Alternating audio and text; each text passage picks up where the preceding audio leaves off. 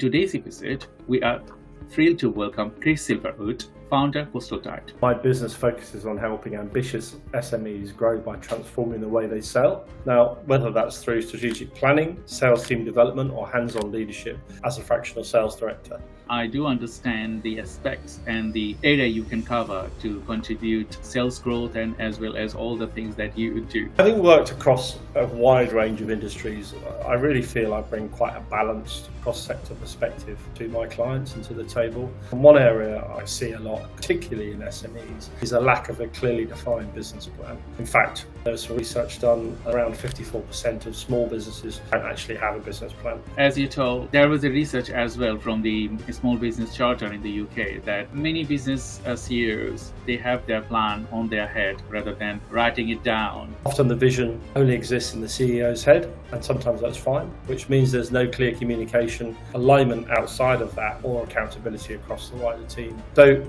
to make a real difference, I always start by lifting up the bonnet, as I call it, and understanding the business and what's going on. And I really start that process, initiate that process by speaking to everybody in the business. Design and embed is the two critical things that you have to do. If you are not a good designer, and if you do not know how to embed things with the culture, with the mentality, it's fell apart. That way, any recommendations I make are grounded in reality and tailored to drive real sustainable progress. Momentum, which is critical as a business is scaling. Back yourself. Make sure that you've got the experience that you can add that value. Earn the confidence by getting close to the commercial reality. Too many aspiring entrepreneurs focus on the big visions without deeply understanding how value is created and then converting that value into sales or revenue. Some people, they don't want to learn. So in that scenario, what tactics do you use? One thing that people forget is most entrepreneurs are visionaries and they are mavericks. It just comes with the territory.